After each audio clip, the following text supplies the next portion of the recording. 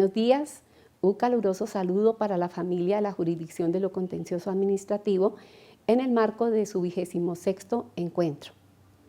El momento que nos ha correspondido vivir en el que la humanidad se enfrenta a una pandemia es único y nos impone desafíos que como jueces debemos afrontar y constituye a la vez una gran oportunidad para repensar el mundo y obviamente el medio ambiente y el papel del juez en su protección toma un rol trascendental no solo en el presente, sino como aporte a las generaciones futuras.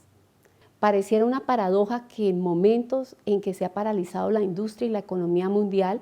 el medio ambiente ha respirado y nuestros mares, ríos y montañas han renacido, y es ahí donde nosotros, los jueces, a través de nuestras decisiones, tenemos el valioso poder de marcar un hito para garantizar la supervivencia humana y la actividad económica. Sin más preámbulos, le concedo el uso de la palabra al señor consejero Hernando Sánchez Sánchez, quien disertará sobre los principios del derecho ambiental. Gracias. Buenos días a todas las personas participantes en el 26º encuentro de la jurisdicción de lo contencioso administrativo y a todas aquellas personas que nos siguen vía streaming. El papel del juez en la jurisdicción de lo contencioso administrativo en las acciones populares que tienen por objeto la protección del medio ambiente y los recursos y riquezas naturales lo ha conducido a fundamentar sus decisiones en los principios del derecho ambiental. Principios que tienen su origen en el ordenamiento jurídico internacional, en especial en el derecho internacional ambiental. Estos principios han tenido igualmente positivización constitucional y legal e importantes desarrollos jurisprudenciales en el ordenamiento jurídico intercolombiano. En este orden de ideas, me permitiré presentar respetuosamente a continuación la forma como las decisiones de la Sala de la Sección Primera del Honorable Consejo de Estado se han fundamentado en ellos, haciendo referencia en primer lugar a los principios del derecho internacional ambiental, en segundo lugar a los principios constitucionales y legales y finalmente, grosso modo, a algunos principios y las materias en las cuales se han aplicado en la solución de los casos subexámine en procesos objeto de competencia de esta sección. En el derecho internacional existen un número importante de instrumentos de principios en materia ambiental que se encuentran contenidos en la denominada Carta Internacional de Derecho Ambiental. Estos instrumentos tienen por objeto y fin la protección del medio ambiente y los recursos naturales y combatir los problemas ambientales globales como son la destrucción de la capa de ozono, la pérdida de diversidad biológica, el calentamiento global y los efectos adversos de los movimientos transfronterizos de desechos y sustancias peligrosos. El primero de estos instrumentos lo constituye la Declaración de Río de Janeiro sobre Medio Ambiente y el Desarrollo, adoptada en 1992 en el marco de la conferencia convocada por la Asamblea General de la Organización de las Naciones Unidas para debatir estos temas. Esta declaración de principios es sin lugar a dudas la columna fundamental sobre la cual se erige el andamiaje jurídico del derecho internacional ambiental con importantes efectos en los ordenamientos jurídicos internos de los estados. El segundo de ellos es la Convención de Viena de 1985 para la protección de la capa de ozono, la cual tiene por objeto proteger la salud humana y el medio ambiente contra los efectos adversos resultantes de las actividades humanas que modifican la capa de ozono. Esta convención tiene el Protocolo de Montreal adoptado en 1987 y este, a su vez, ha sido enmendado por 6 instrumentos internacionales. En todos ellos se han establecido obligaciones de resultado respecto de la adopción de medidas de control para que los estados parte velen, porque en periodos de tiempo sucesivos reduzcan en determinados porcentajes los niveles de las sustancias controladas para no superar los cálculos históricos de consumo que ocasionan la destrucción de la capa de ozono. El tercero de estos instrumentos es la Convención sobre Diversidad Biológica, adoptada en 1992 en el marco de la conferencia convocada por la Asamblea General de la Organización de las Naciones Unidas para debatir el tema del medio ambiente y el desarrollo. Esta convención tiene por objeto la conservación de la biodiversidad, la utilización sostenible de sus componentes y la participación justa y equitativa en los beneficios que se deriven de la utilización de los recursos genéticos. Esta misma convención tiene igualmente el Protocolo de Cartagena sobre seguridad de la biotecnología, adoptado en el año 2000, que tiene por objeto garantizar un nivel adecuado de protección en la esfera de la transferencia, manipulación y utilización seguras de los organismos vivos modificados resultantes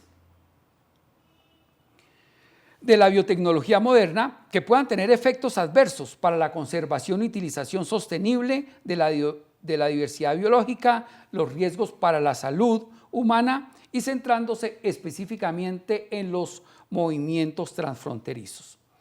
El cuarto de los instrumentos es la Convención Marco de Naciones Unidas sobre Cambio Climático, adoptada en 1992, que tiene por objeto lograr la estabilización de las concentraciones de los gases de efecto invernadero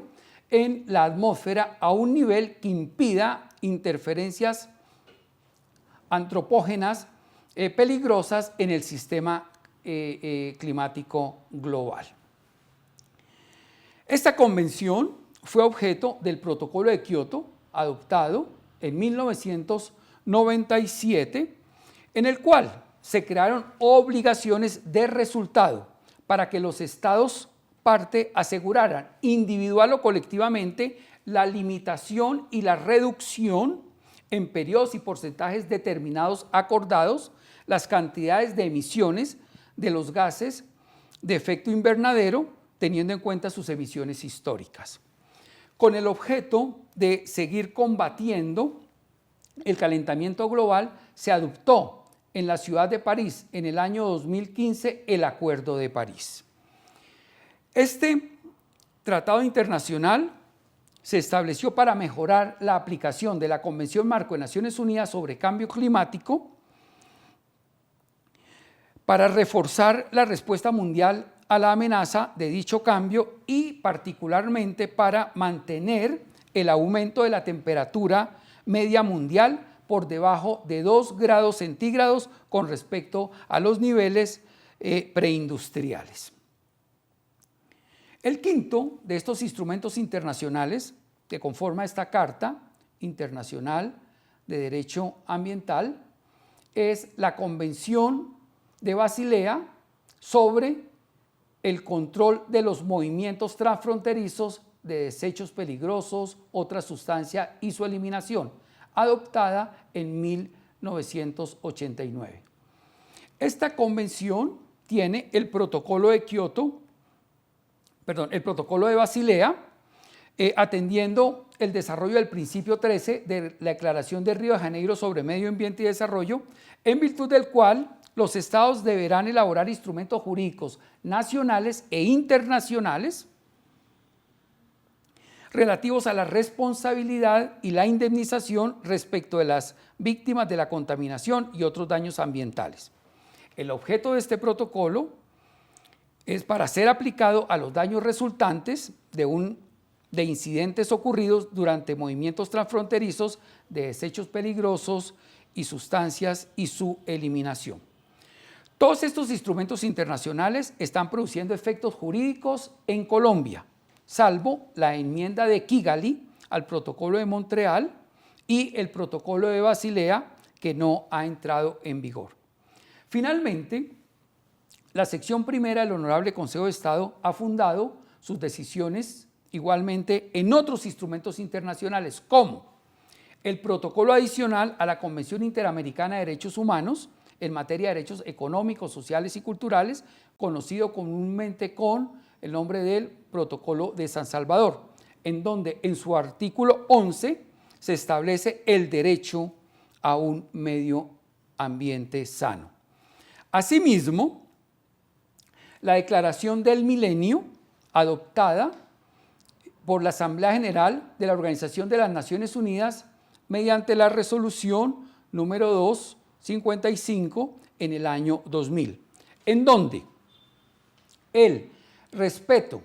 por la naturaleza se constituye en un valor fundamental esencial para las relaciones internacionales del siglo XX y garantizar la sostenibilidad del medio ambiente es uno de los objetivos de desarrollo del milenio.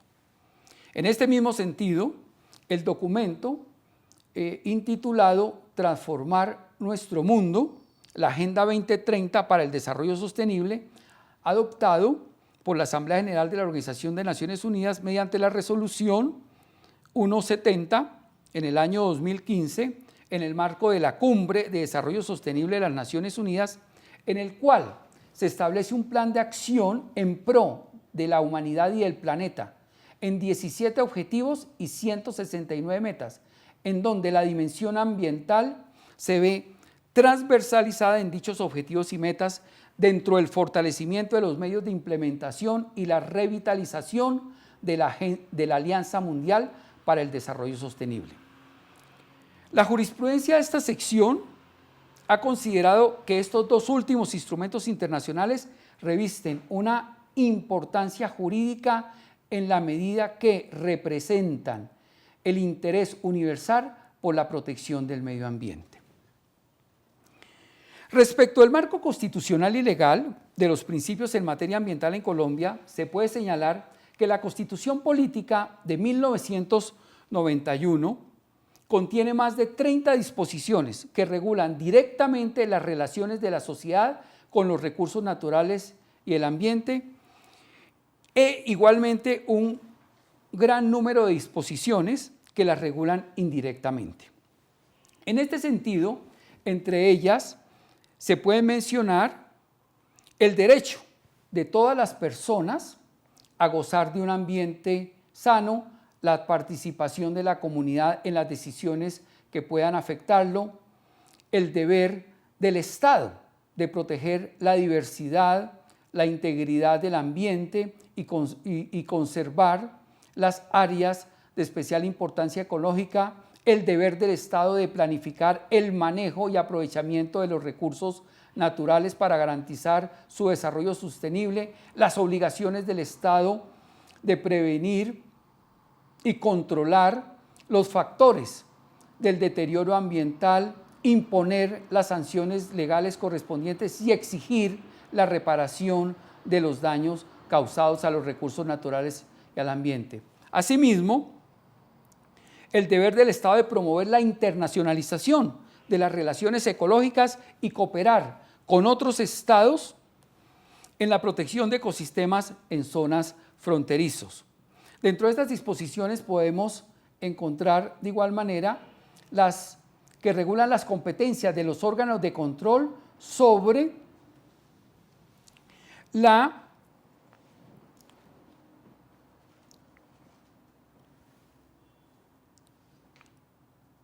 relación del Estado y los recursos naturales y el medio ambiente y la defensa de los intereses colectivos, especialmente el medio ambiente. Las competencias de los entes territoriales para regular los temas ambientales, el control, la preservación y la defensa del patrimonio ecológico, así como la titularidad del Estado colombiano en la propiedad del subsuelo y de los recursos naturales no renovables sin perjuicio de los derechos adquiridos y perfeccionados con arreglo a las leyes preexistentes. Encontramos en ese mismo sentido la obligación del Estado y de las personas de proteger las riquezas culturales y naturales del Estado y de la nación colombianos, la atención del saneamiento ambiental como un servicio público a cargo del Estado. El deber de las personas y de los ciudadanos de proteger los recursos culturales y naturales del Estado y de velar por la conservación de un medio ambiente sano. Asimismo, la función ecológica dentro de la función social de la propiedad, como la educación, que constituye en un proceso de formación para la protección del medio ambiente, la forma como los titulares de las empresas tienen una función social que implica obligaciones en materia ambiental, la necesidad de incluir las políticas ambientales en los planes nacionales de desarrollo, la inclusión del saneamiento ambiental como una de las finalidades sociales del Estado y, por supuesto, la forma como las acciones populares se constituyen en una acción constitucional para la protección de los derechos e intereses colectivos, en especial el medio ambiente sano. Es así como entre todas estas disposiciones tenemos un marco constitucional de los principios para la protección de los recursos naturales y del ambiente. El desarrollo legal de estos principios internacionales y constitucionales se puede encontrar principalmente en el Decreto 2811 de 1974, por medio del cual se dicta el Código Nacional de Recursos Naturales Renovables y de Protección al Medio Ambiente, expedido con base en las facultades otorgadas por el Congreso Nacional al Presidente de la República en virtud de lo dispuesto en la Ley 23 de 1973. En ese mismo orden de ideas se tiene la Ley 99 del 22 de diciembre de 1993, por medio de la cual se crea el Ministerio del Medio Ambiente y el Sistema Nacional Ambiental. En esta norma legal se dispone que la política ambiental colombiana seguirá en su proceso económico y social los principios universales y de desarrollo contenidos en la Declaración de Río de Janeiro sobre Medio Ambiente y Desarrollo, al igual que principios normativos y sistémicos como el de armonía regional, gradación normativa, rigor subsidiario, cooperación, concurrencia y complementación. Dentro de este marco internacional, constitucional y legal, los siguientes principios del derecho ambiental han sido desarrollados por la jurisprudencia de la sección primera del Honorable Consejo de Estado. El principio de desarrollo sostenible, que propende por un equilibrio entre desarrollo económico y la protección de los recursos y riquezas naturales y el medio ambiente. Este principio, definido de conformidad con el principio 3 de la Declaración de Río de Janeiro sobre Medio Ambiente y Desarrollo y el artículo 3 de la Ley 99, es aquel que conduce al crecimiento económico, a la elevación de la calidad de vida y del bienestar social, sin agotar la base de los recursos naturales renovables en que se sustentan, ni deteriorar el medio ambiente. Este principio se encuentra íntimamente vinculado con el de intergeneracionalidad para garantizarle a las generaciones futuras la utilización del medio ambiente y los recursos naturales para la satisfacción de sus propias necesidades. Estos principios se han aplicado especialmente en materia de exploración de hidrocarburos y plantas de generación de energía eléctrica con residuos sólidos y vertimientos de aguas residuales en fuentes hídricas. Se tiene asimismo el principio de interdependencia ambiental, según el cual el sistema de la Tierra es uno solo, conformado por múltiples macrosistemas y microsistemas con relaciones externas e internas entre ellos, en donde las situaciones vulnerables terminan afectando la totalidad de la salud del sistema ambiental global. Este principio se ha aplicado especialmente en materia de protección y conservación de los humedales. El principio de previsión, con fundamento en el principio 17 de la Declaración de Río de Janeiro sobre Medio Ambiente y Desarrollo, y en los artículos 1 y 5 de la Ley 99 de 1993, en virtud del cual toda actividad que probablemente haya de producir impactos negativos sobre el medio ambiente y los recursos naturales requerirán de una evaluación de impacto ambiental con el objeto de prevenirlos, mitigarlos, corregirlos, compensarlos y restaurarlos. Este principio se ha aplicado especialmente en materia de licencias ambientales, construcción de obras de infraestructura en humedales, aprovechamiento forestal y planes de manejo forestal. El principio de precaución, diferente al principio de prevención, fundado en el principio 15 de la Declaración de Río de Janeiro sobre Medio Ambiente y especialmente en el artículo 1 de la Ley 99, que se aplica cuando existe peligro de daño grave e irreversible. La falta de esa certeza científica absoluta no deberá utilizarse con razón para postergar la adopción de medidas eficaces en función de la protección de los recursos naturales y del medio ambiente y de impedir la degradación de ese medio ambiente y esos recursos naturales. Este principio se ha aplicado especialmente en materia de exploración de carbón, en páramos, de exploración de oro y material aluvial, en exploración de hidrocarburos, proyectos de generación de energía eléctrica y antenas de telefonía móviles. Con el fin de establecer un sistema económico sostenible, con fundamento en los principios 8 y 14 de la Declaración de Río de Janeiro sobre Medio Ambiente y Desarrollo, y en general en la Ley 99, el principio de no contaminar y el manejo integral de los residuos de cualquier naturaleza establecen obligaciones de reducir y minimizar la generación de los residuos, de separarlos en la fuente, reutilizarlos, reciclarlos y llevar a cabo finalmente una disposición final adecuada y segura de ellos. Estos principios se han aplicado especialmente en materia de manejo integral de residuos de la construcción y demolición, de residuos en rellenos sanitarios y vertimientos de aguas residuales en fuentes hídricas. Asimismo, dentro de estos desarrollos jurisprudenciales se tiene el principio de quien contamina paga, con fundamento en el principio 16 de la Declaración de Río de Janeiro sobre Medio Ambiente y Desarrollo y especialmente en el artículo 42 de la Ley 99, que establece que las personas responsables de una eventual contaminación o de un daño deben pagar los costos de las medidas necesarias para prevenirlos, mitigarlos y reducirlos.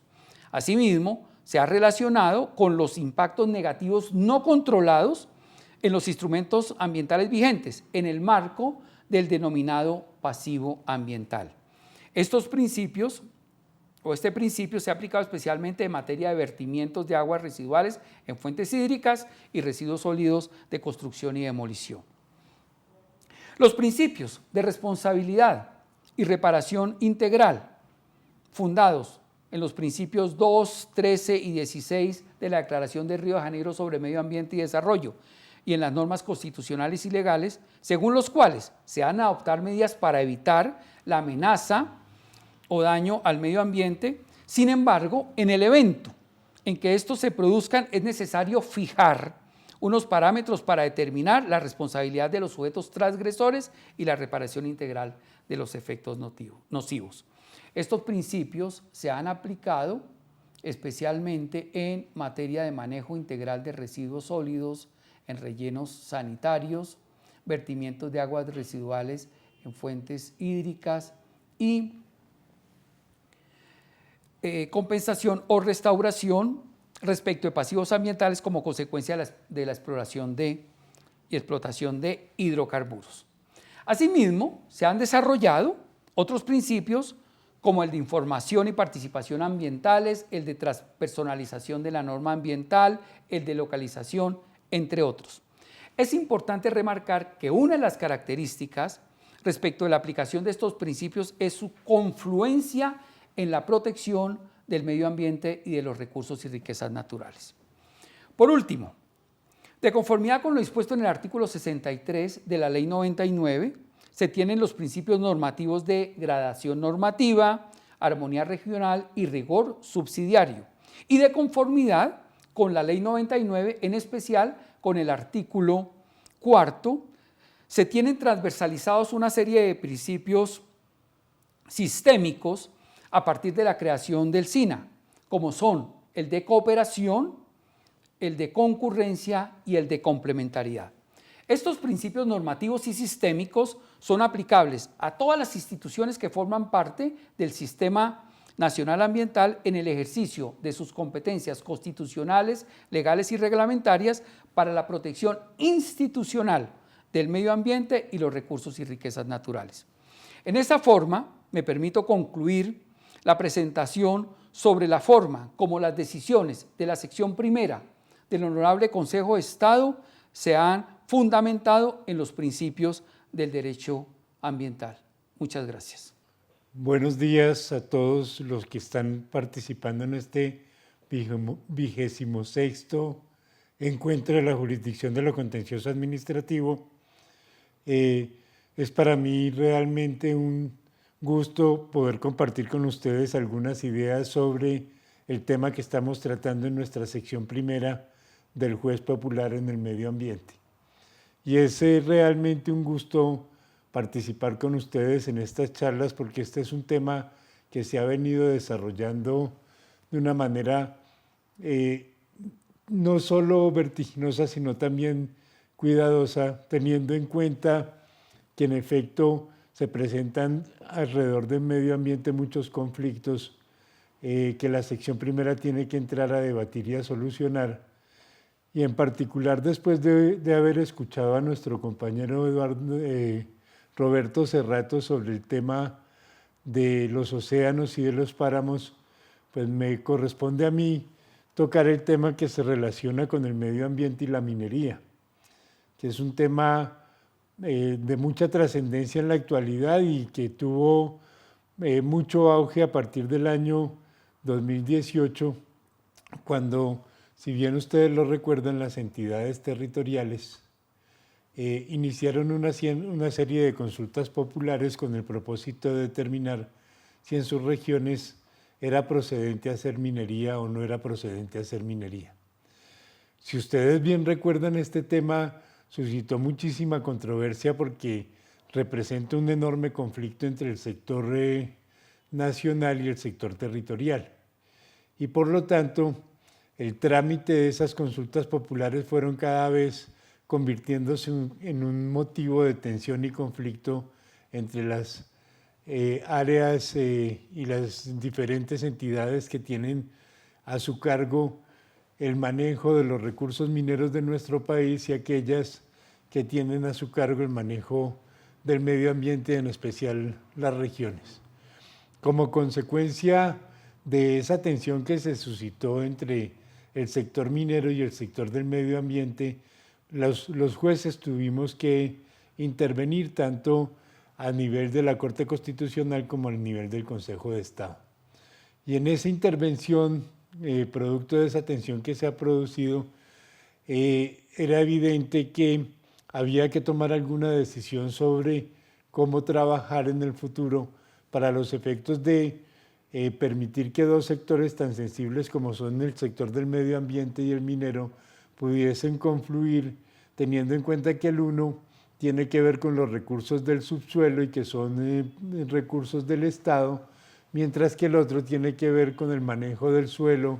y en general la distribución, la distinta distribución alrededor de cómo los diferentes entes territoriales quieren que sus propios recursos sean y su propia distribución del suelo sea manejada. Ese conflicto inicialmente pues fue abordado tanto por el Consejo de Estado como por la Corte Constitucional, pero fue esta última la que dio unos lineamientos importantes en relación con la manera de trabajar conjuntamente, partiendo para esos efectos de los principios de coordinación y concurrencia, de tal manera que pudieran confluir tanto el sector nacional como el sector territorial para la solución del problema que se presenta cuando en efecto la minería puede afectar los recursos naturales. Y en consecuencia, el principio alrededor del cual comienza a formularse toda esta teoría de la coordinación y concurrencia parte de entender que cuando estamos con el subsuelo, como quiera que el subsuelo es un recurso estatal y está a cargo del manejo del sector nacional y por lo tanto la explotación de los recursos mineros es una área que corresponde particularmente a las entidades del sector nacional, también había que entender que cuando estamos tratando de los usos del suelo, ese es un asunto que le corresponde a las entidades territoriales y por lo tanto cuando se va a hacer minería, entramos precisamente en el conflicto de quién y de qué manera puede hacerla teniendo en cuenta que hay tanto intereses nacionales, intereses que tienen que ver con el desarrollo económico, que giran precisamente alrededor de la minería como intereses territoriales o locales en el uso del suelo y en particular el interés que tienen muchas regiones de proteger sus recursos naturales. De allí que, como lo comentaba con anterioridad, la Corte Constitucional definió unos lineamientos que claramente también fueron seguidos e incluso estructurados en su oportunidad por el Consejo de Estado, que exigen que cada vez que entramos en este tipo de tensiones y conflictos, tendrán que sentarse en una misma mesa las autoridades del orden nacional y las autoridades del orden territorial con el propósito de que la explotación minera, que es tan importante para el país, pueda concurrir con la conservación y la preservación de nuestros recursos naturales no renovables y renovables. De tal manera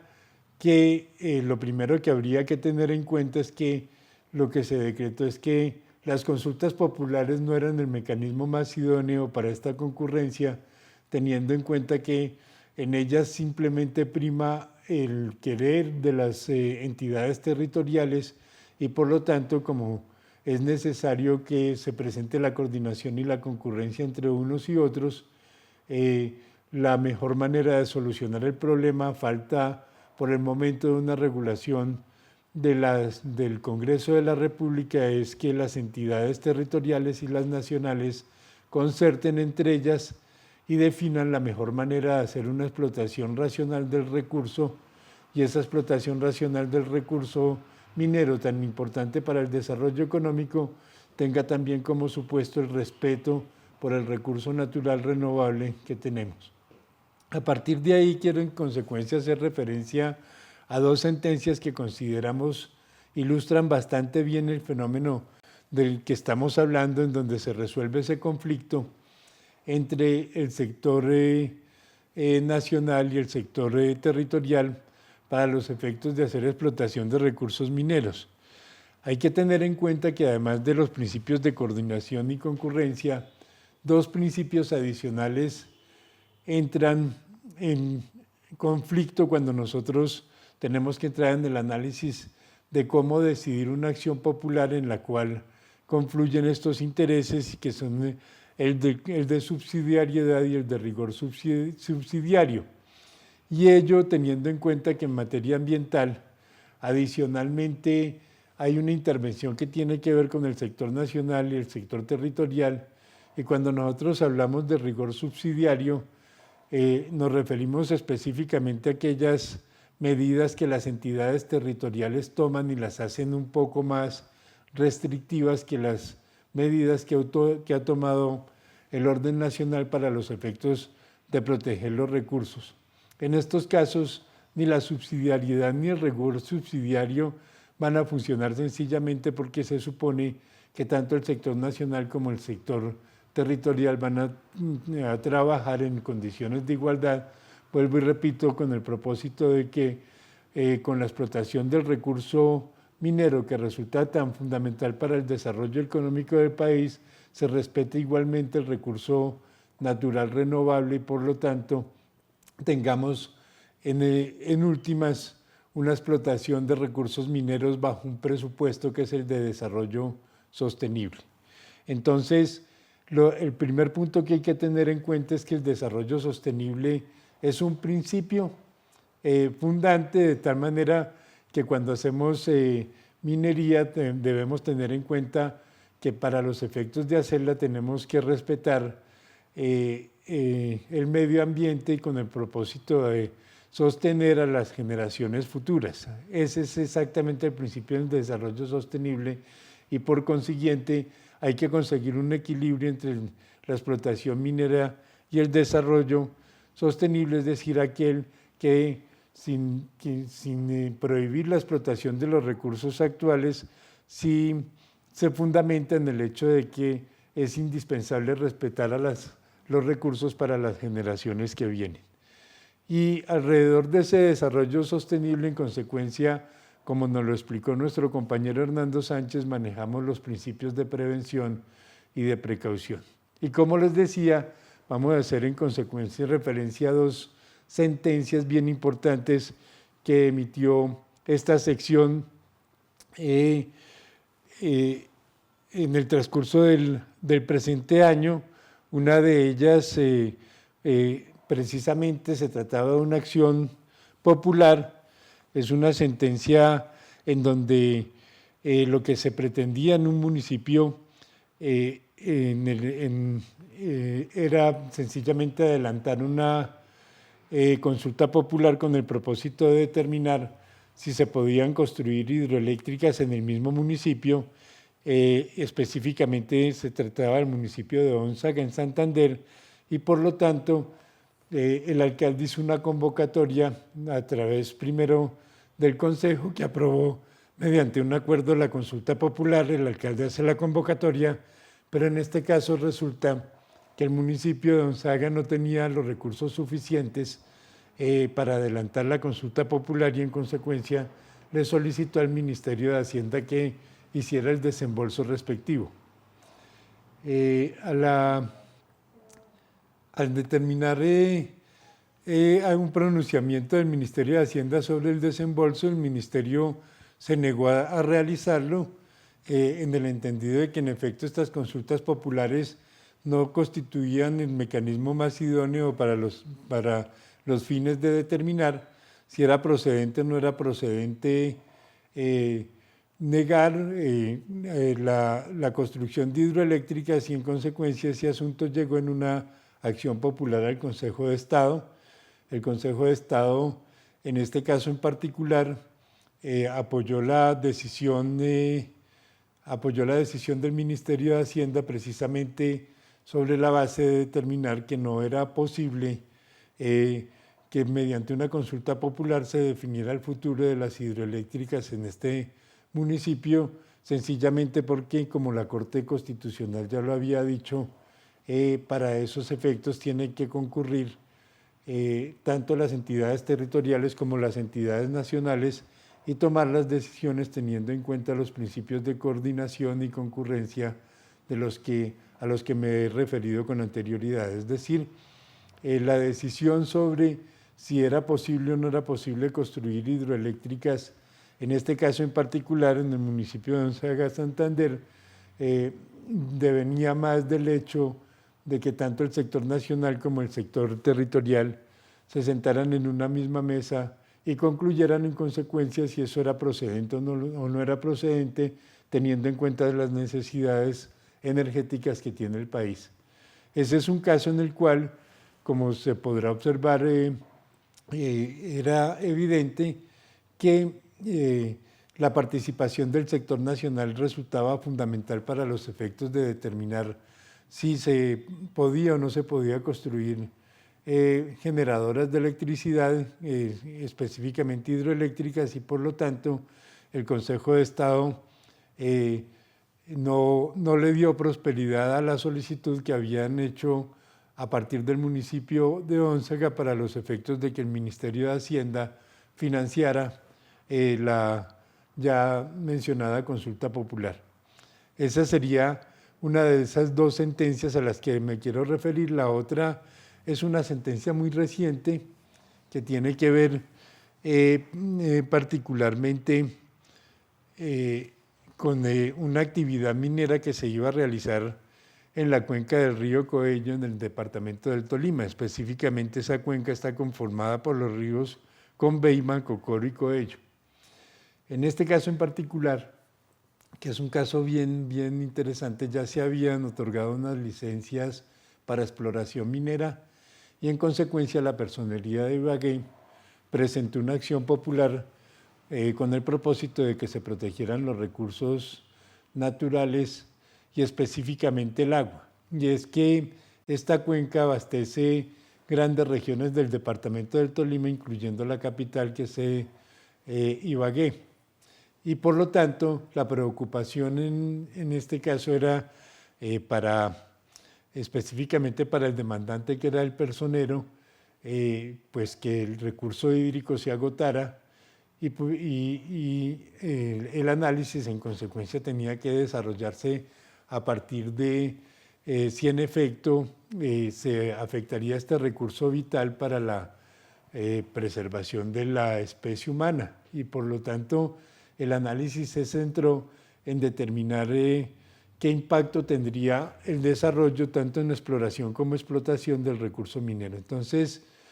¿qué impacto tendría en el agua, que es para el consumo de la población?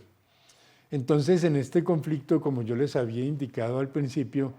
es clarísimo que lo primero que habría que determinarse era si era necesario para los efectos de mantener un desarrollo sostenible, suspender o no suspender esas licencias que se habían otorgado. El tribunal desde el principio, en su primera instancia, decidió suspender las licencias y profirió una serie de órdenes, entre las que se encontraban declarar como sujeto de derecho al río Coello y a la cuenca hidrográfica, y esa decisión llegó al Consejo de Estado. El Consejo de Estado hace un análisis extenso de la situación en que se encuentra precisamente esa cuenca del río Coello y llega a la conclusión de que es un ecosistema muy frágil, de tal manera que el uso masivo del agua podría llevar a que en efecto estas regiones quedaran un poco desprotegidas dentro del consumo de un líquido tan vital, y en consecuencia, teniendo en cuenta que era indispensable para los efectos de la población ribereña y para los efectos de la capital, era indispensable mantener el recurso, entre otras porque es un líquido vital, como lo es el agua. En ese caso, esa tensión se resolvió a favor de proteger los recursos naturales y en especial el agua, no solo teniendo en cuenta el desarrollo sostenible, sino que el agua ya hoy por hoy constituye patrimonio y derecho fundamental de la humanidad, y por lo tanto se resolvió que las licencias se mantendrían suspendidas hasta tanto los licenciatarios tuvieran acceso al agua por corrientes alternas, y ese acceso al agua por corrientes alternas no podía afectar para nada las corrientes que venían de la cuenca del río Coello, que eran necesarias para el sostenimiento de la población, no solo ribereña, sino, como lo dije anteriormente, también la que se encontraba en la capital de Ibagué. Para estos efectos se utilizaron los principios de precaución y de prevención, el de precaución en el caso específico de la exploración, y el de prevención era el de precaución porque en efecto había la posibilidad de que el recurso se afectara, el de prevención en la explotación, porque para hacer este tipo de explotaciones la cantidad de agua que se requiere es considerable, y por lo tanto no había duda alguna que se habría de afectar un sistema tan frágil para el recurso hídrico necesario, y en consecuencia esa fue la decisión que esta sección primera tomó. En ese conflicto, en consecuencia, cuando entran en tensión el sector minero con el sector del medio ambiente y el orden nacional con el orden territorial, entonces hay que tener en cuenta tres elementos que son indispensables, y es la sección primera se decide por el desarrollo sostenible y por amparar los principios de precaución y prevención con el propósito de proteger el recurso natural, y solamente cuando ese recurso natural está protegido, la actividad minera podrá desarrollarse siempre en armonía para los efectos de evitar la degradación del medio ambiente. Eso, en líneas generales, yo quisiera contarles en relación con este tema de minería y medio ambiente, y pues ha sido para mí realmente un gusto poder contarles un poco esta experiencia que hemos tenido a partir de esta sección primera. Cordial saludo al señor presidente del Consejo de Estado, doctor Álvaro Namen Vargas, a la señora vicepresidenta y organizadora de este evento, doctora Marta Nubia Velázquez Rico, a los colegas de la corporación, a los magistrados y magistradas de los tribunales administrativos, a los jueces administrativos del circuito de todo el país y a todos los demás participantes en este 26º encuentro de la jurisdicción de lo contencioso administrativo. En el contexto de este magno evento, la sección primera del Consejo de Estado, de la cual hago parte, quiere promover un intercambio de experiencias en torno al rol que debe desempeñar el juez administrativo en la protección de los derechos e intereses colectivos relacionados con el ambiente. Deseo abordar en desarrollo de mi exposición 4 temas. El primero, el concepto de desarrollo sostenible y el fundamento normativo del mismo. En segundo lugar, los poderes del juez en las acciones populares. En tercer lugar, miraremos los factores generadores de los conflictos ambientales y por último haremos un estudio casuístico que partirá desde la base de los recursos relacionados con el agua, el aire, el suelo, la flora y la fauna. Como es de su conocimiento, el artículo 88 de la Constitución Política consagró la acción popular como el escenario preferente para el abordaje de los conflictos sobre uso y conservación de los ecosistemas colombianos, y es así como a través de este mecanismo de protección de los derechos humanos nuestra jurisdicción conoce de los litigios que afectan a toda la colectividad cuando interactúa la sociedad, la economía y el medio ambiente. En este entorno, la misión del juez popular no es otra que la de promover el principio del desarrollo sostenible a partir del uso racional de los recursos naturales y del ejercicio responsable de las actividades económicas.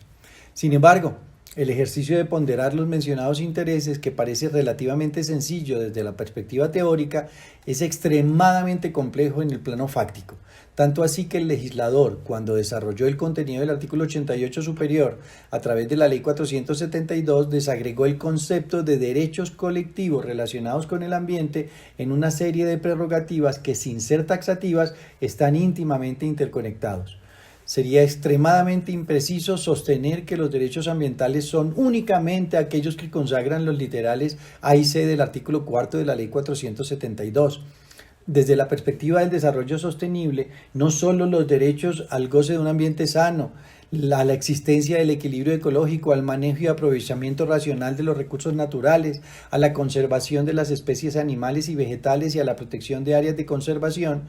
permiten armonizar la productividad y la competitividad económica con la conservación de los entornos naturales y el mejoramiento de la calidad de vida de los colombianos. Ciertamente, los derechos a la prevención de desastres previsibles técnicamente, al goce del espacio público y el mismo derecho a la defensa del patrimonio público, el acceso a la prestación eficiente de los servicios públicos, la salubridad y la seguridad pública, entre otros, también hacen parte de problemáticas que en muchas ocasiones derivan directamente del uso dado al entorno natural.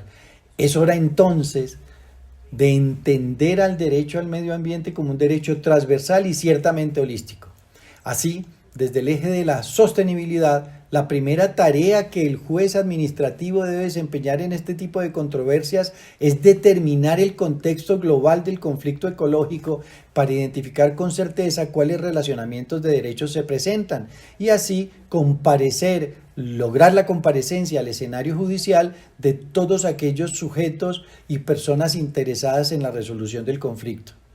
Esto permitirá desenvolver la compleja red técnica, jurídica y socioeconómica que se teje en torno a la problemática ambiental, ejerciendo, si es del caso, la facultad oficiosa que le habilita el legislador, todo ello sin perjuicio de la aplicación, al momento de resolver de fondo la controversia, del principio del iura novit curia. Partimos del concepto de desarrollo sostenible en los términos del artículo 3 de la Ley 99 de 1993 o Ley Ambiental, que a su vez, saben ustedes, es desarrollo de la Declaración de Río de Janeiro, como aquel desarrollo que conduce al crecimiento económico, a la elevación de la calidad de vida y al bienestar, sin agotar la base de recursos naturales renovables ni deteriorar el medio ambiente o el derecho de las generaciones futuras. Se parte entonces de la premisa consistente en que toda actividad humana generará un impacto ambiental, pero lo importante es garantizar que los recursos naturales no se afecten para las generaciones futuras. Desde esa premisa fundamental, lo que queremos en esta oportunidad es tratar de señalar algunos eventos en los que desde la perspectiva de la actividad judicial hemos venido encontrando como factores que entorpecen y dificultan la materialización del principio de desarrollo sostenible. En este orden de ideas, a continuación presentaremos las causas o factores generadores del conflicto ambiental y además visualizaremos 5 casos resueltos recientemente por la sección primera de la corporación, cuyo escenario controversial se generó o se agravó por la presencia de alguno de los aludidos factores. El primero, la visión sectorial incarente de un análisis sistémico en el abordaje de los asuntos ambientales. Sumado a ello, hablamos de la falta de implementación de los instrumentos de planificación ambiental. En tercer lugar, ponemos de relieve la existencia de planes y programas ambientales de largo plazo que no son ejecutados plenamente. En cuarto término, pongo de relieve la inexistencia de reglamentación o de vacíos regulatorios. Posteriormente, hago alusión a los conflictos de competencia y de jurisdicción.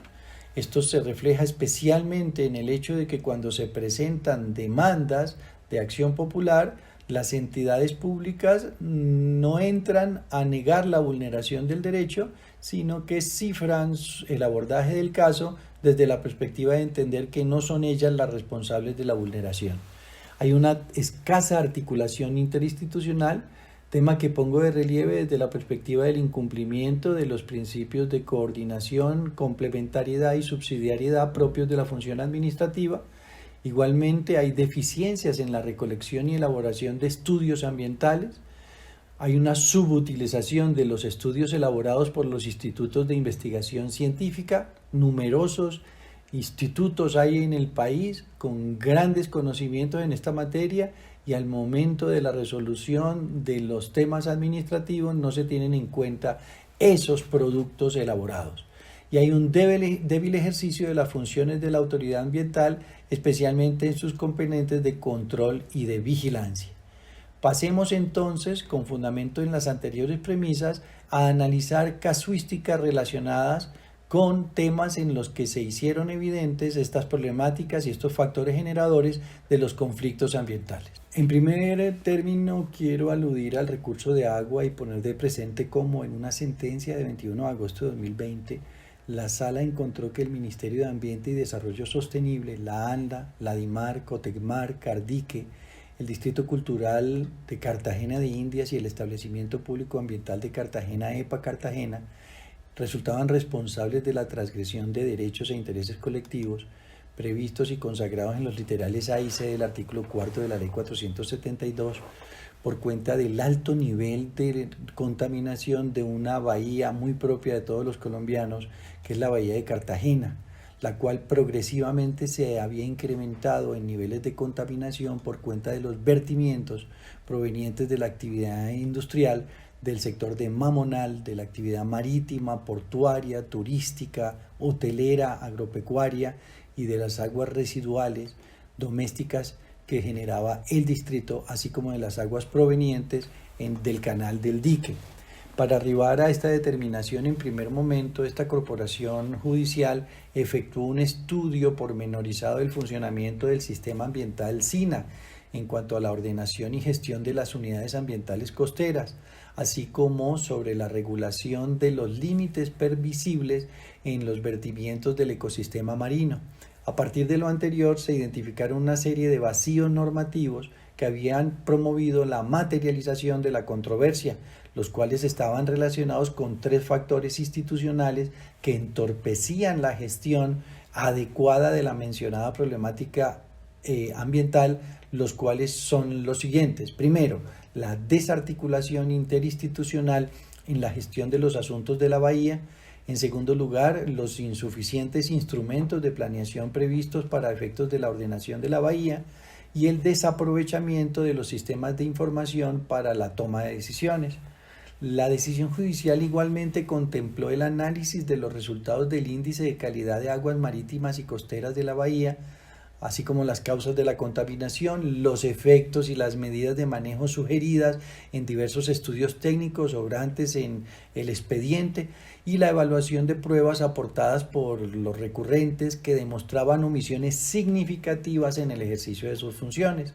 Es en este contexto que la Sala destacó que eran varios los factores y muchos los actores que originaban la contaminación de la bahía de Cartagena y que por tanto las estrategias ordenadas para su recuperación tendrían que comprender una perspectiva integral basada en los principios y en las políticas aplicables al caso concreto.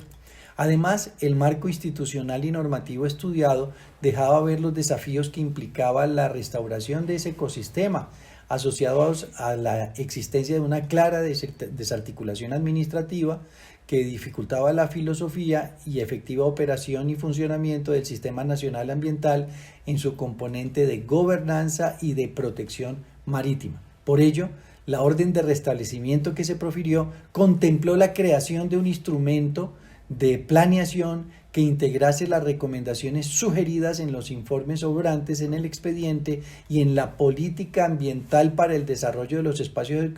oceánicos, así como en la Política Nacional del Océano y Espacios Costeros y en el COMPES 3990, caracterizado este último instrumento por tener un componente flexible que permite a las entidades condenadas realizar los ajustes necesarios y las intervenciones en un corto, mediano y largo plazo.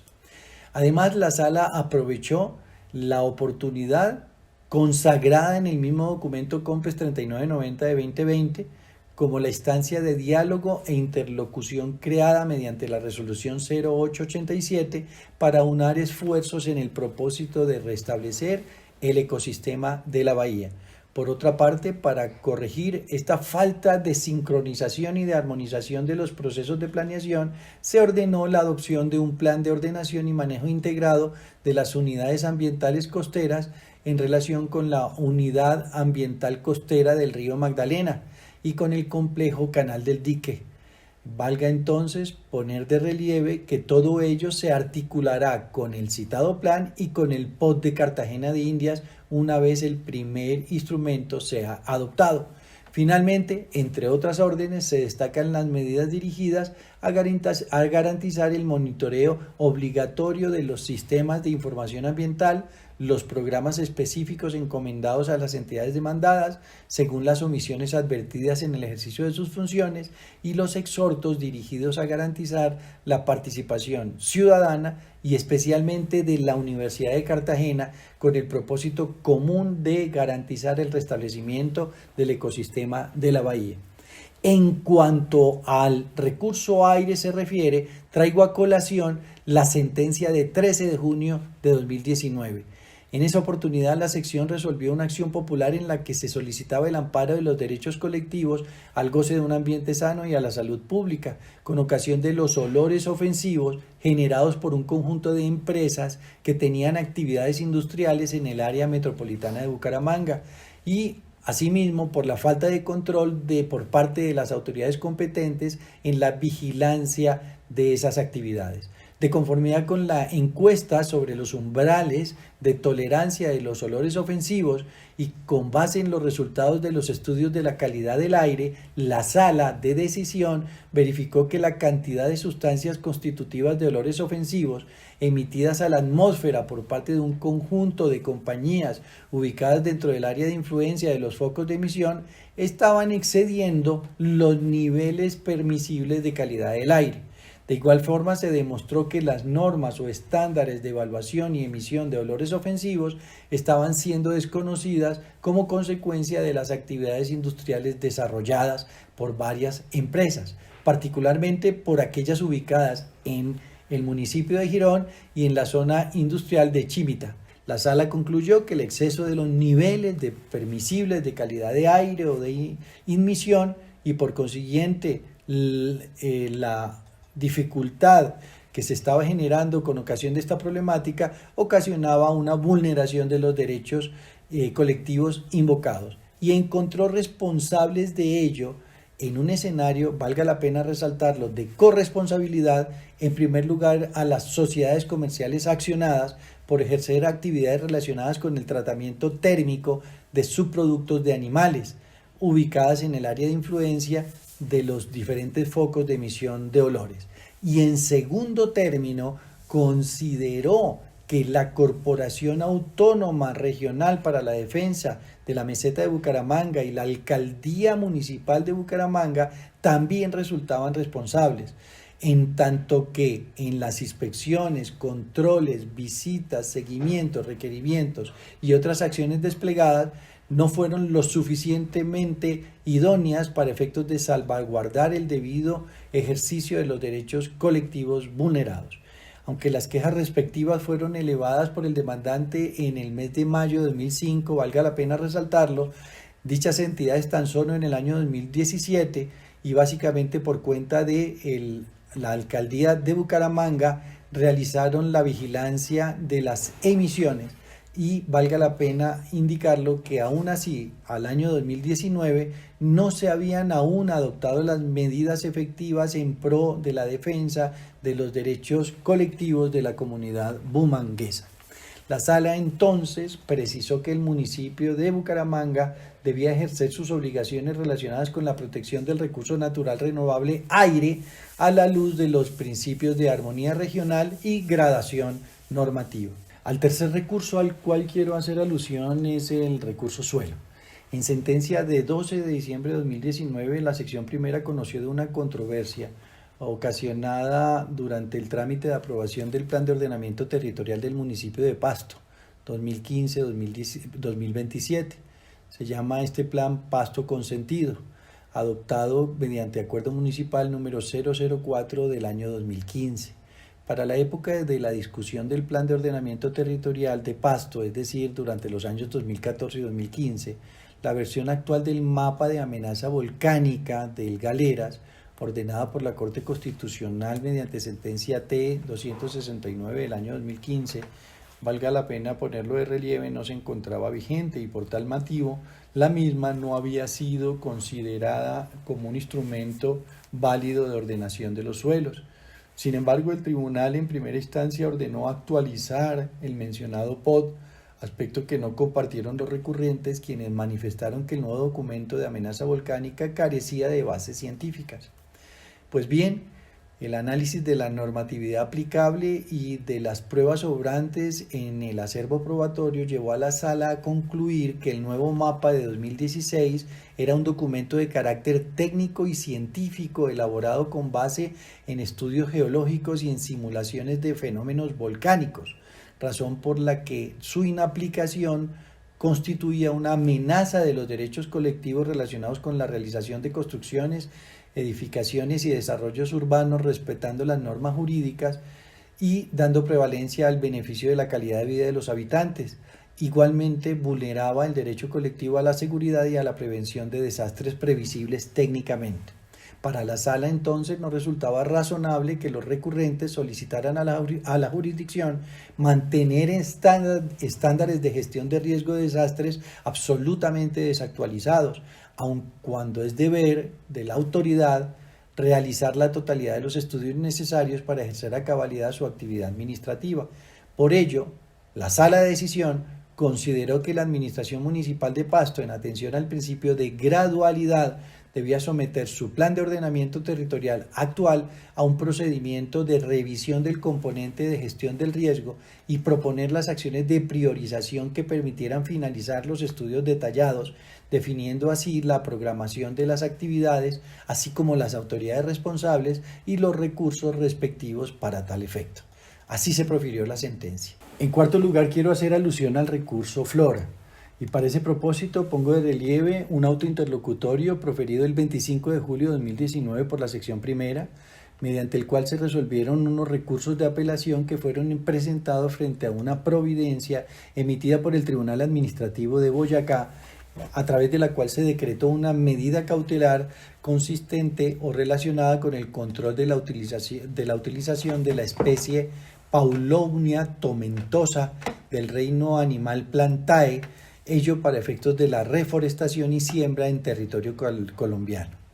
La decisión tuvo lugar en el marco de una acción popular, valga la pena anotarlo, presentada para obtener el amparo de los derechos colectivos al goce de un ambiente sano y a la existencia del equilibrio ecológico y desarrollo sostenible, en razón de la autorización y uso precisamente de esa especie en nuestro país.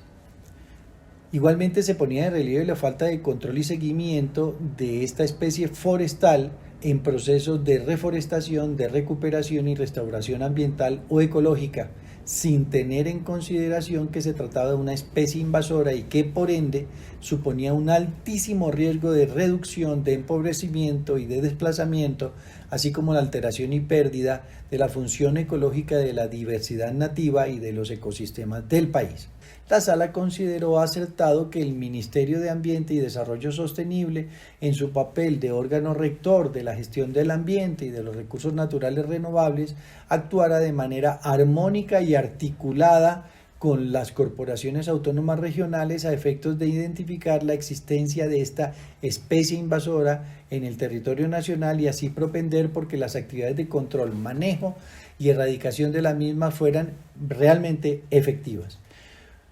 Por último, haré alusión al recurso Fauna y pongo de relieve que en sentencia de 11 de junio de 2020, la sección profirió una sentencia dentro de una acción popular en la que se solicitó el amparo de los derechos colectivos al goce de un ambiente sano, a la existencia del equilibrio ecológico y al desarrollo sostenible, así como la defensa del patrimonio cultural de la nación por cuenta de las afectaciones de carácter ambiental, social, económico y cultural que se presentaban en la costa pacífica colombiana, básicamente en el departamento del Chocó como consecuencia de las actividades de pesca industrial. En esa oportunidad la sección verificó la afectación de los derechos colectivos relacionados con algunos de estos derechos, toda vez que la dinámica natural de los ecosistemas marinos y costeros del Pacífico chocuano estaba siendo gravemente amenazada como consecuencia del ejercicio de actividades de pesca industrial, de arrastre básicamente mediante artes dañinas, así como por las capturas incidentales de especies, la sobreexplotación de los recursos pesqueros y la captura de especies que no alcanzaban la talla mínima. De igual forma, se observó que las afectaciones que está generando la actividad de pesca industrial sobre los ambientes costeros y oceánicos del Chocó biogeográfico tienen repercusiones directas en la alimentación, subsistencia, bienestar y calidad de vida de las mismas comunidades vulnerables que se dedican a economías tradicionales de subsistencia, como la pesca artesanal. Pero además, tales impactos afectan también la identidad étnica de las comunidades ribereñas, como quiera que la actividad de pesca artesanal constituya una cultura, una tradición en sí misma, un conjunto de conocimientos, un modo de proyecto de vida, justamente en consideración a su conexión con los ecosistemas marinos.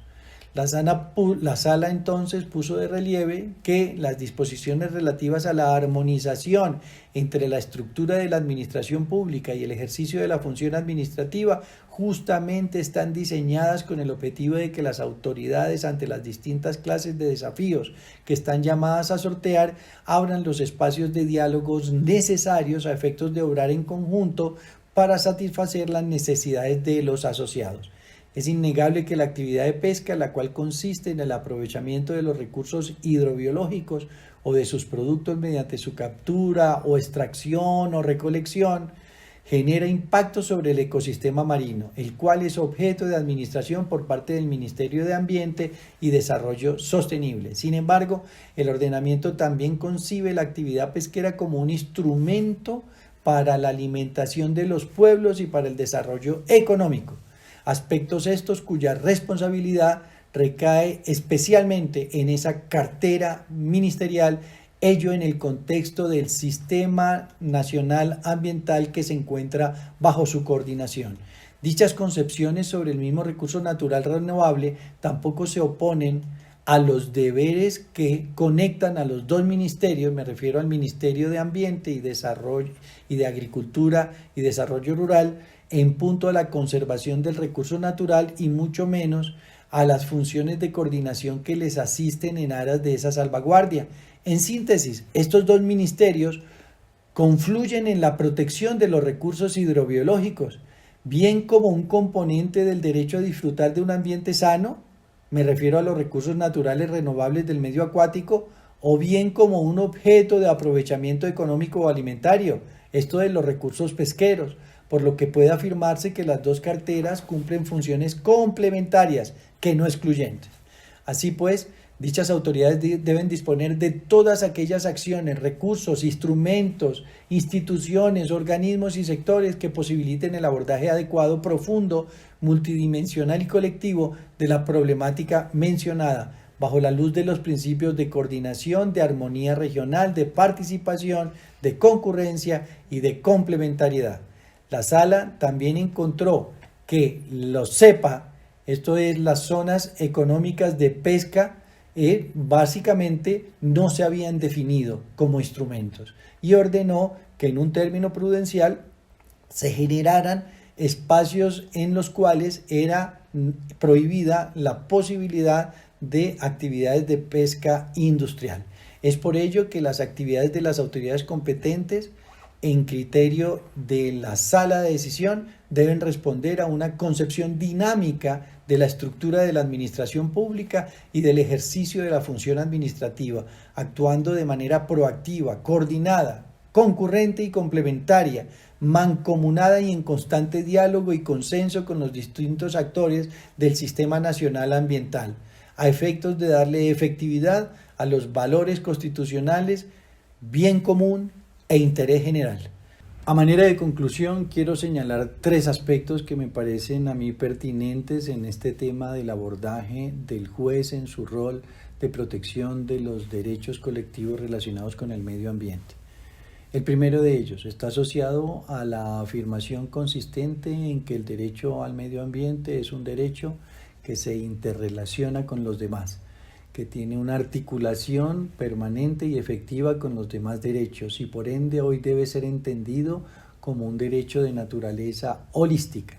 En segundo lugar, pongo de relieve que el juez en materia de acciones populares tiene amplísimos poderes que a veces no se utilizan y el mensaje entonces está cifrado en el hecho de entender que en el contexto del desarrollo de una acción constitucional cabe la aplicación del principio del iura novit curia, esto es,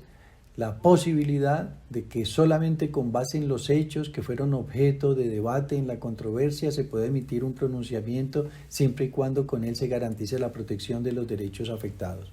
Igualmente, el principio de la facultad oficiosa, el decreto de pruebas, de cara a la consecución de la verdad material. También puede celebrar audiencias públicas, puede ordenar la ejecución o la adopción de políticas públicas y tomar medidas adecuadas para garantizar el cumplimiento de la sentencia. Medidas tales como las mesas de trabajo institucionales y el fortalecimiento de los comités de verificación van en dicho sentido. Por último, pongo de relieve cómo toda actividad humana productiva debe tener un impacto, mayor o menor, frente al medio ambiente, pero de lo que se trata es que la actividad que se realice no ponga en peligro los recursos naturales para las futuras generaciones. Y de ahí la importancia del concepto de desarrollo sostenible para efectos de que se tenga en cuenta por parte de la autoridad judicial al momento de emitir sus decisiones. Muchas gracias por su escucha, han sido ustedes muy amables. Mi presentación está relacionada con el papel del juez popular en la prevención de desastres y la protección de la ciudadanía ante eventos que podrían poner en riesgo su vida, seguridad y bienes. El artículo 4 de la Ley 472 de 5 de agosto de 1998 enuncia los derechos colectivos susceptibles de amparo por vía de acción popular, dentro de los cuales, para el caso que nos ocupa, se destaca el derecho a la seguridad y prevención de desastres previsibles técnicamente, cuya transgresión ha dado lugar a que la sección adopte las medidas requeridas para restablecer dicho derecho y, por ende, proteger a las personas afectadas o en riesgo de estarlo. Para efectos metodológicos abordaré los siguientes cuestionamientos. ¿Cuál ha sido el alcance que la jurisprudencia de esta sección le ha otorgado al derecho colectivo a la seguridad y prevención de desastres previsible técnicamente? ¿Qué problemáticas relevantes han dado lugar en la jurisprudencia de la sección a la protección de dicho derecho colectivo? ¿Qué órdenes ha adoptado la sección para resolver las problemáticas relacionadas con la vulneración del referido derecho colectivo y qué entidades son las responsables de la garantía de este derecho? Del alcance del derecho colectivo a la seguridad y prevención de desastres previsibles técnicamente.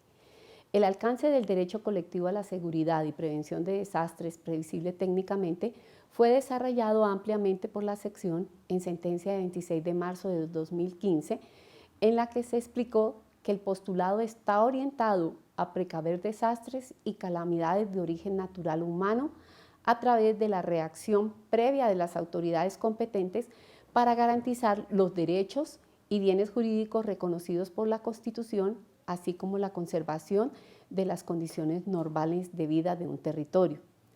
En dicha oportunidad se adujo que para la concreción del derecho a la seguridad y prevención de desastres era necesario que las entidades públicas competentes adoptaran las medidas, programas y proyectos que se requieran para solucionar de manera efectiva y anticipada los problemas que aquejan a la comunidad y que amenazan su bienestar, integridad o tranquilidad. Se explicó que el derecho en mención es de carácter preventivo, pues busca evitar la consumación de los distintos tipos de riesgo que asedian al hombre en la actualidad, los cuales no son solamente de origen natural, sino también antropocéntrico. De igual manera, se aclaró que pese a su carácter preventivo, el amparo del derecho colectivo a la seguridad y prevención de desastres también puede presentarse ante situaciones que constituyen vulneraciones concretas de los derechos e intereses reconocidos por la Constitución y la ley a la comunidad y a las personas que la conforman y que por ende ameritan la intervención del juez constitucional. De las problemáticas relevantes que han dado lugar a la protección del derecho colectivo a la seguridad y prevención de desastres previsibles técnicamente. Son diversas las problemáticas que se presentan en el país diariamente que han dado lugar a la protección del derecho en mención. Las más comunes que se ventilan ante la jurisdicción son inestabilidad de suelos, la cual es ocasionada en gran medida por las condiciones naturales del terreno, la construcción de edificaciones en zonas calificadas como de alto riesgo, la ausencia de infraestructura para el manejo adecuado de aguas lluvias y los fenómenos naturales.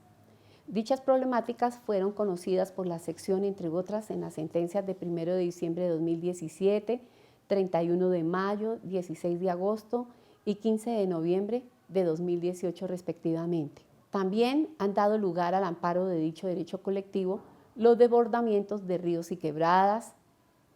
las edificaciones que amenazan ruina, los eventos ciclónicos, las edificaciones que no observan la normativa que prevé las especificaciones técnicas de sismorresistencia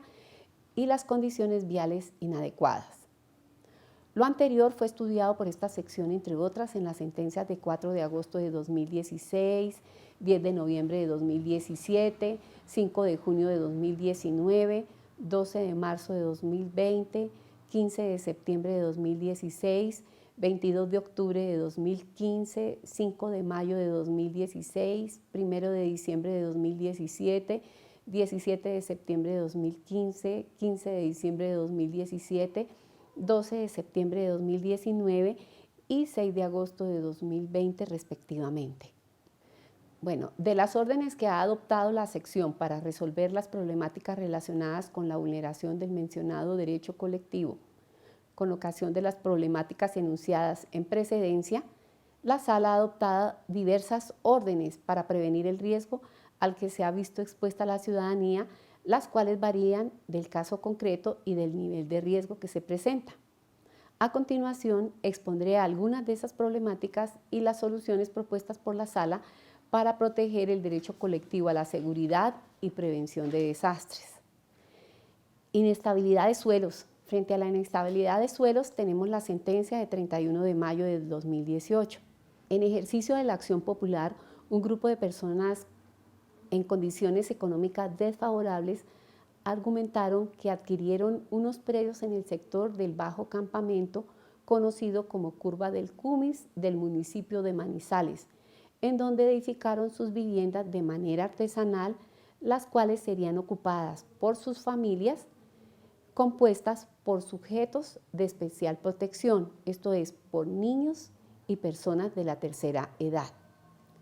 Indicaron que el municipio de Manizales los había requerido para que desalojaran sus viviendas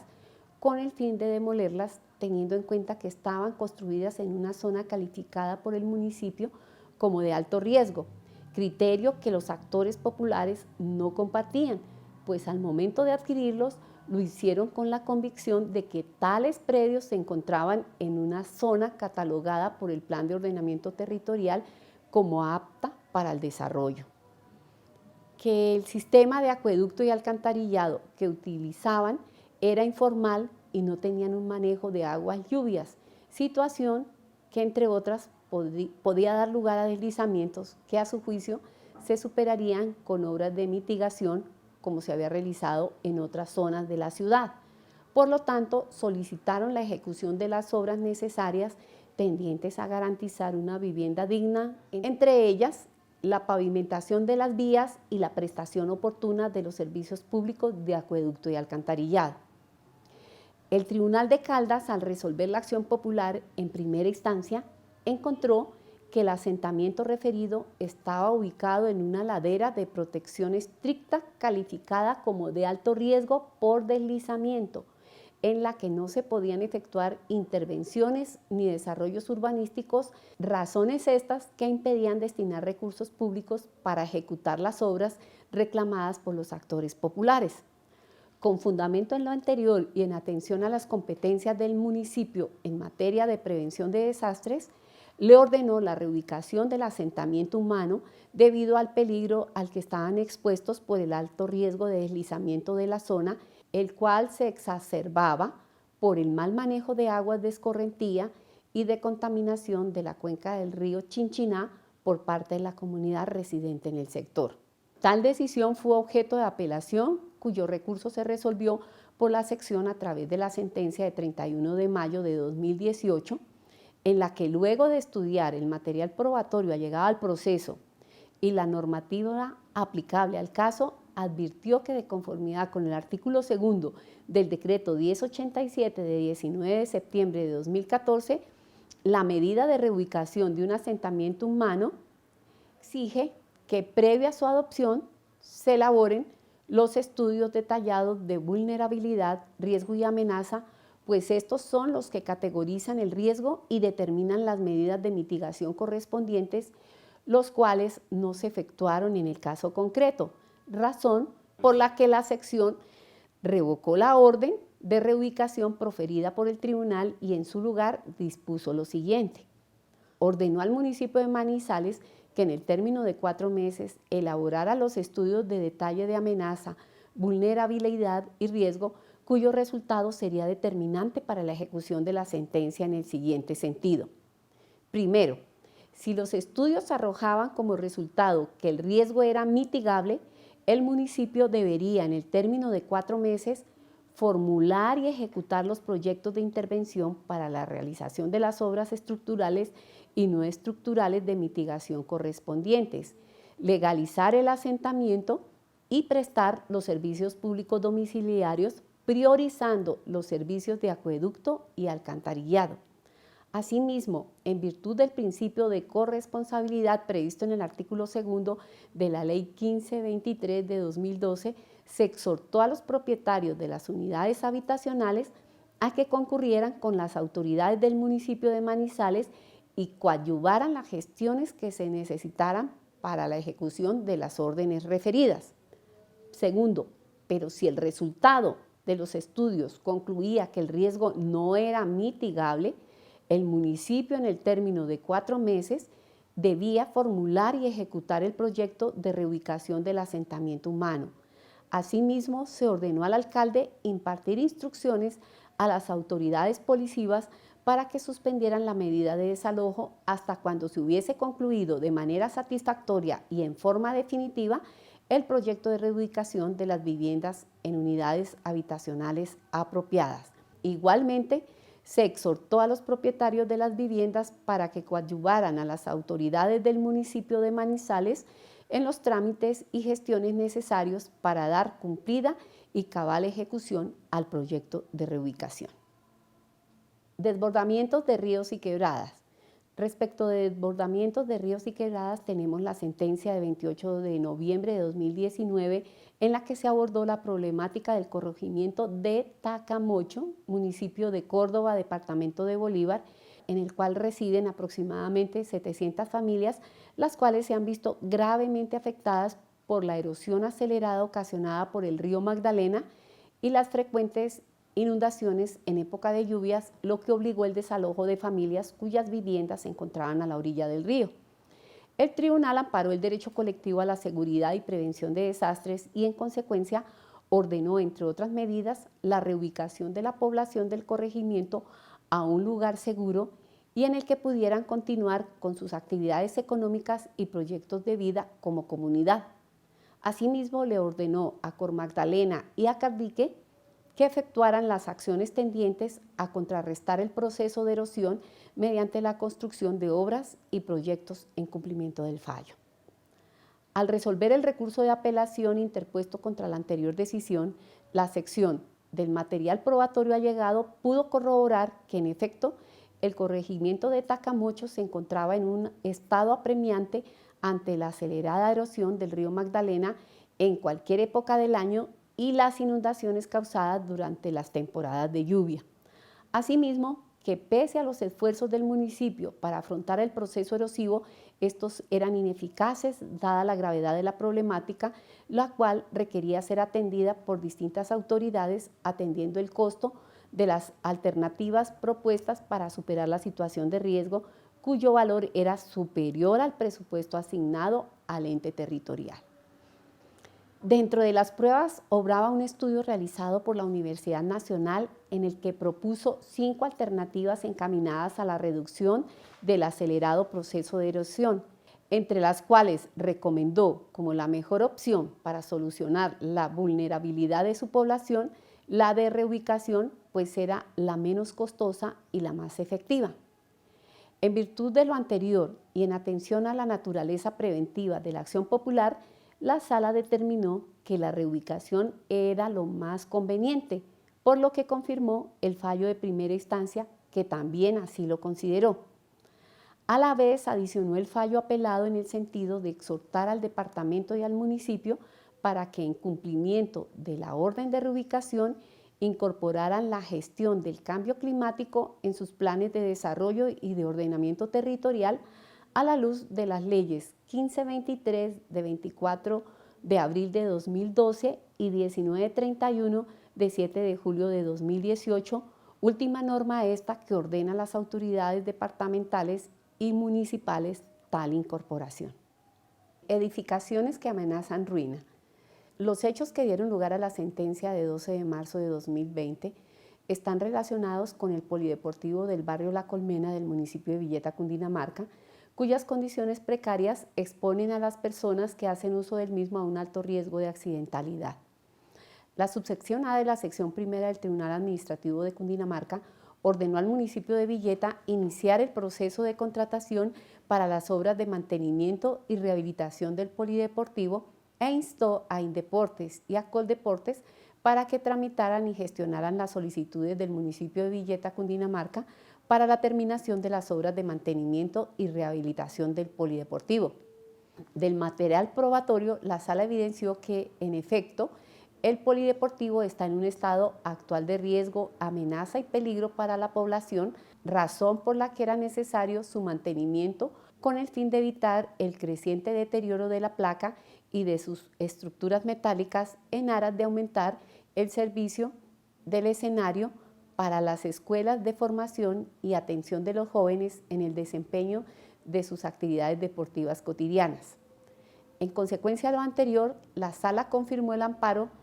del derecho a la seguridad y prevención de desastres previsibles técnicamente y, por tanto, le ordenó al municipio que presentara un proyecto detallado con el fin de jalonar recursos y aplicarlos a obras concretas para poner en funcionamiento y óptimas condiciones el polideportivo, así como también debían comprometer recursos de Coldeportes, actualmente Ministerio del Deporte, y de Indeportes en virtud de los principios de coordinación, concurrencia y subsidiariedad. Finalmente, le ordenó que allegara un cronograma en el cual se delimitaran claramente las actividades y gestiones a realizar para el cumplimiento íntegro de la decisión, especificando cada una de las responsabilidades y deberes de las entidades y autoridades involucradas. Eventos ciclónicos. La isla de San Andrés es considerada por el IDEAM como ruta de tránsito de huracanes, razón por la que, de conformidad con la Ley 1523 de 2012, los establecimientos como hospitales, colegios, edificios de administración, aeropuertos y las instalaciones de la fuerza pública deben estar protegidos, ya que pueden servir de albergues temporales o para la atención y logística en caso de desastres. En consecuencia, a través de la acción popular, se requirió al Departamento Archipiélago de San Andrés, Providencia y Santa Catalina, al SENA Regional San Andrés, a la Armada Nacional, Comando Específico de San Andrés y Providencia, CECIP, a la Policía Nacional, a la Corporación para el Desarrollo Sostenible del Archipiélago de San Andrés, Providencia y Santa Catalina, Coralina, a la DIAN, Seccional San Andrés y a la Fuerza Aérea Colombiana, Grupo Aéreo del Caribe, que efectuaran las adaptaciones locativas de los inmuebles donde operaban con el fin de mitigar los efectos de este fenómeno natural y de los vientos ciclónicos.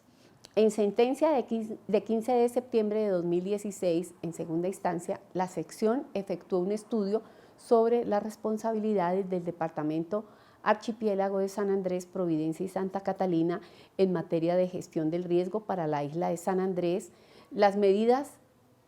implementadas por el gobernador para dar alcance a la política de gestión de riesgo de la isla y si esas medidas habían resultado suficientes para mitigar o disminuir la existencia del riesgo derivado de eventos ciclónicos y huracanes. De lo anterior, concluyó que algunas de las obras y medidas propuestas en el Plan Departamental de Gestión Integral de Riesgo no habían sido ejecutadas o implementadas. La isla carecía de albergues adecuados para afrontar las situaciones de riesgo por ciclones y los existentes no eran aptos para prestar un servicio óptimo. Y los cuerpos de socorro eran vulnerables ante amenazas de tipo hidrometeorológico debido a su ubicación. Con fundamento en lo precedente, la sala consideró que la isla de San Andrés no estaba en la capacidad técnica para afrontar una emergencia ocasionada por ciclones, pues ni siquiera contaba con los elementos fundamentales para atender cualquier emergencia, como lo son los refugios adecuados y el fortalecimiento de los equipos de socorro. En consecuencia, le ordenó al departamento, a los comités departamentales para el conocimiento, reducción y manejo para la gestión de riesgo de desastres y a Coralina, con apoyo de la Unidad Nacional de Gestión del Riesgo, que en el término de 2 meses identificaran las medidas físicas urgentes para mitigar el riesgo por ciclones tropicales, de lo cual debían rendir un informe al tribunal que debía contener un cronograma de actividades para la implementación de las medidas recomendadas, cuyo término de ejecución no podía superar los 4 meses contados a partir de la presentación del informe. Edificaciones que no observan la normativa que prevé las especificaciones técnicas de sismorresistencia. En sentencia de 4 de febrero de 2016, la Sala estudió el recurso de apelación interpuesto por el Ejército Nacional contra la sentencia del Tribunal Administrativo de Santander, en la que amparó el derecho colectivo objeto de esta ponencia por encontrar que las instalaciones del Batallón de Infantería número 14 Antonio Ricaurte debía acatar las reglas de sismorresistencia ordenadas en la Ley 400 de 1997 y sus decretos reglamentarios, toda vez que al ser un cuartel de las Fuerzas Armadas está clasificado como una edificación de atención a la comunidad.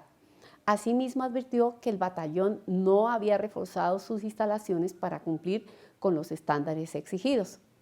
En virtud de lo anterior, el tribunal condenó a la institución accionada a realizar todas las gestiones administrativas presupuestales financieras para obtener los recursos necesarios para evaluar la vulnerabilidad sísmica de todas las instalaciones en donde funciona el Batallón de Infantería número 14 Antonio Ricaurte e intervenirlas o reforzarlas en lo que dicha evaluación arroje, de modo que se llegue al nivel de seguridad sísmica previsto en el decreto 926 de 2010. La sección en dicha oportunidad encontró probada la vulneración al derecho colectivo a la seguridad y prevención de desastres por la desatención de la entidad accionada de la normativa que regula la materia y en consecuencia confirmó dicha decisión. Condiciones viales inadecuadas. Unos ciudadanos acudieron a la acción popular para advertir el mal estado en que se encuentra el puente llamado Cabuya, que se despliega sobre el río Cravo Sur en el municipio de Yopal Casanare, lo cual representa un grave riesgo para los transeúntes, habida cuenta que no tiene señalización que indique el peso máximo que puede soportar la estructura y que las autoridades competentes no ejercen un control sobre la cantidad de vehículos que pasan al mismo tiempo y en especial de carga pesada. El Tribunal Administrativo de Casanare, dada la comprobación de los hechos expuestos, amparó, entre otros derechos colectivos, el de seguridad y prevención de desastre y en consecuencia ordenó para su amparo que el INVIAS, por tratarse de una vía de orden nacional, revisara los informes allegados al expediente y estableciera las fallas estructurales y de funcionamiento advertidas en el puente, que cumplido lo anterior, debía efectuar un diagnóstico actual en terreno al puente para verificar las fallas establecidas en los estudios analizados, la posibilidad de cambiar la ubicación de los cables o pendolones que sostienen el puente, establecer el sitio para ubicar una báscula que cumpla los requerimientos viales y que preste el servicio de control antes de la entrada del puente en sentido por ello Yopal, coordinar el pesaje con los métodos existentes o se instale como definitivo el ubicado en el sentido Agua Azul Yopal para el otro flujo de entrada al puente.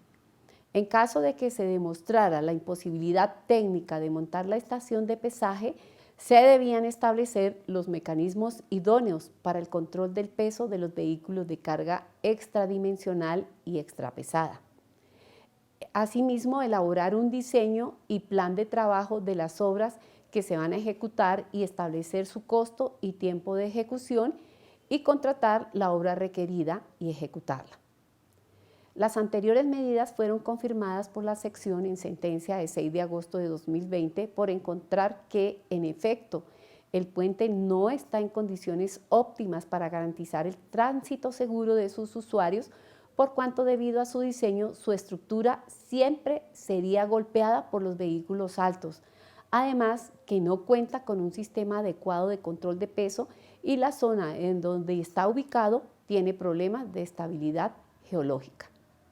De los responsables de la garantía del derecho colectivo a la seguridad y prevención del riesgo previsible técnicamente. Según la jurisprudencia de la sección, son responsables de garantizar el derecho colectivo en mención las siguientes: el municipio, por cuanto es el responsable directo de la implementación de los procesos de gestión del riesgo y del manejo de desastres en su territorio. Los departamentos, en virtud de los principios de coordinación, concurrencia y subsidiariedad.